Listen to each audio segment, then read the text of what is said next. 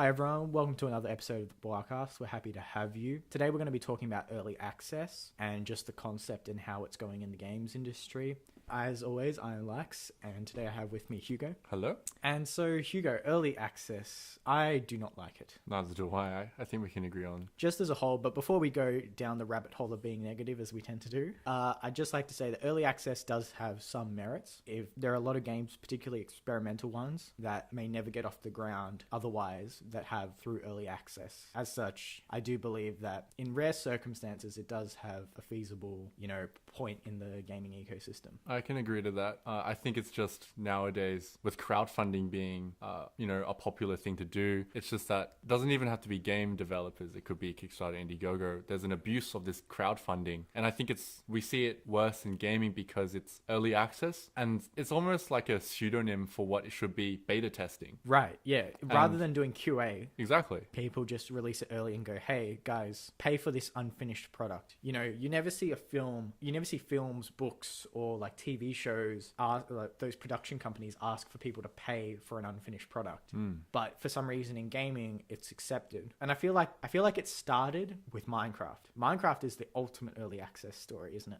And I think it's the real like poster boy for early access in that game wouldn't have existed if it wasn't for early access. Yeah, no, I didn't think of Minecraft being an example to follow. I was thinking along the lines of later dates, Conan Exiles and Rust and all those sorts. But yeah, now that you bring it up, Minecraft is actually it's the original, right? It's the original early access game. Because it started as a web browser game. It did. And then they started getting some money. He's like, hey, donate some to me. It'll be like $2. And then it started rolling and rolling. But I think the difference between Minecraft and all these other games is that Minecraft is experimental. One was experimental. Two is all about the creativity. Yeah. So people make the game what it was to be because of what they wanted and what they told the developers. And the creative aspect of Minecraft has never changed. So in that aspect, it's kind of been like a finished game.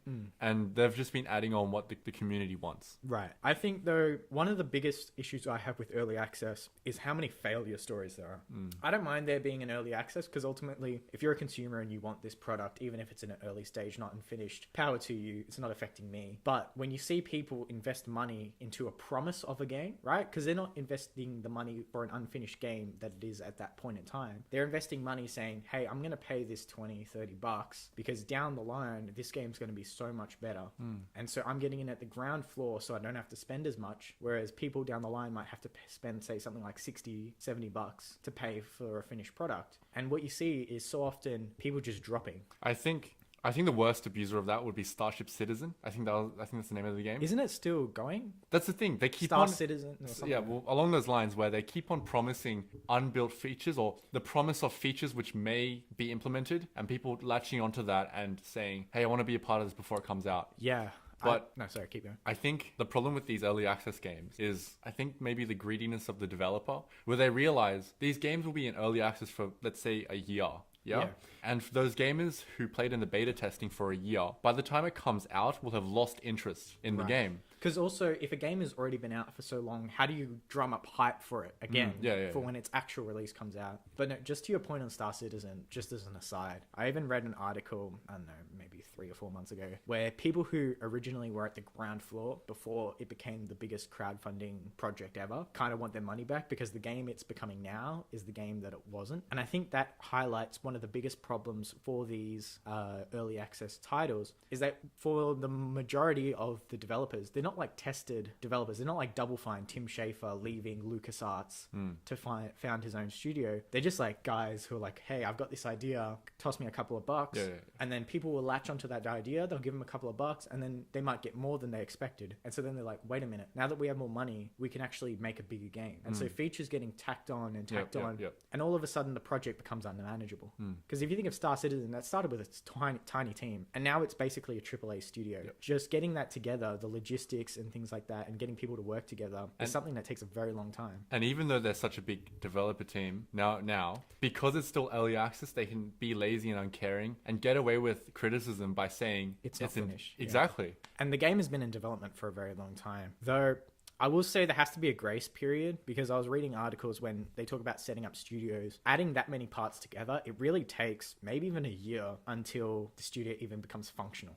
Because at that point, you're just like, okay, so how does it operate? How are we going to communicate between teams? Whereas these established studios, if you're talking about like your Naughty Dogs, your 343, where they were grown organically and they went from small to a bit bigger, and they had a gradual process where as they went through, they adjusted. They then have all these systems in place to ensure that everything runs smoothly.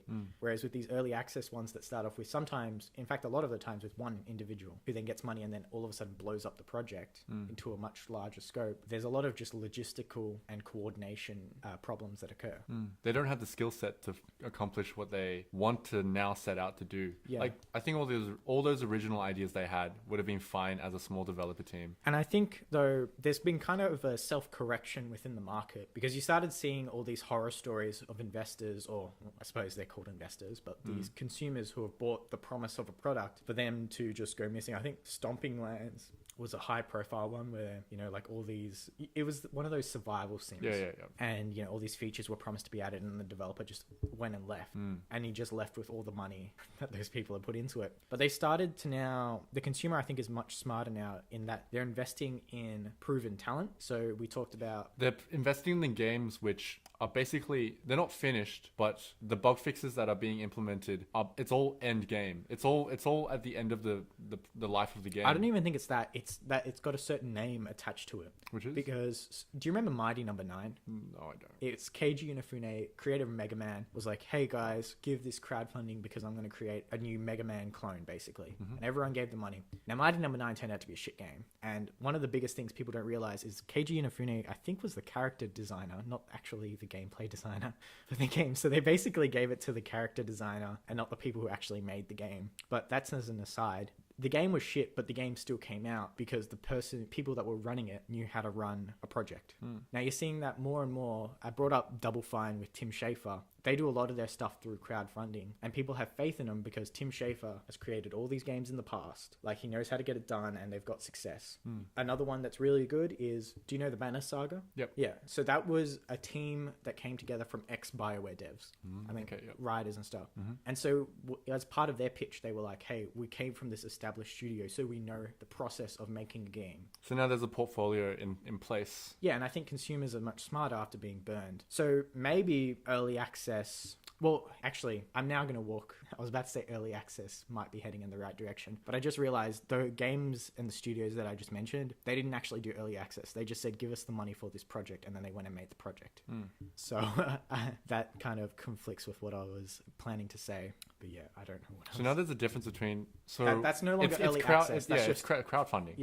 Yeah, no, I just talked myself out of the point that I was trying to make, so forget about that. Anything else did you want to bring about early access? Is there a way to fix early access? I think the idea of a portfolio would be perfectly... Like, I know I do design, and a lot of...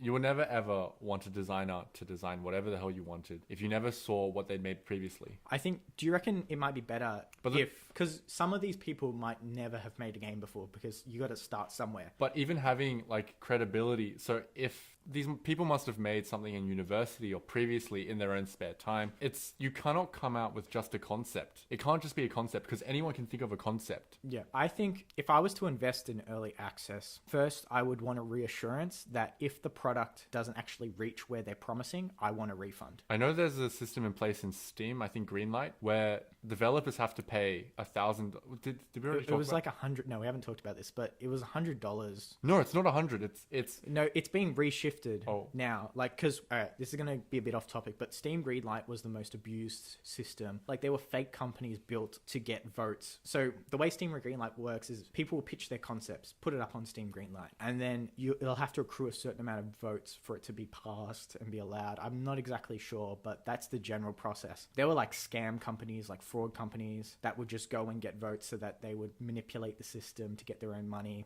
But the point is, Steam Greenlight was a massively abused system. Even Valve admits that, and that's why they're redoing it, rejigging the entire process and calling it Steam Direct. And that's kind of where now they're going to up the price for the entry level so that, you know, you can't just walk in when you're not serious. It's to get rid of all those scams so that if the game is successful, they'll give you your money back. And so it's just a fail safe. Yeah, but I feel like, because even with Steam Direct, there's no insurance for the consumer who's buying a promise that the promise is going to be fulfilled, or that if the promise isn't fulfilled, I get some money back. It might not even be the whole money, because if a game is like 80% complete, you know, it's not exactly the product you want, but I feel like it's a bit unfair to get a full refund. Maybe putting a middleman, like maybe using Valve as a middleman or something, so that that large company can push that developer to finish it. Maybe some support, yes. Even. But I think what would make me as a consumer opt into a early access game. In fact, I'll tell you a couple of early access games I went into. FTL, which worked out, and I think that's all I've done.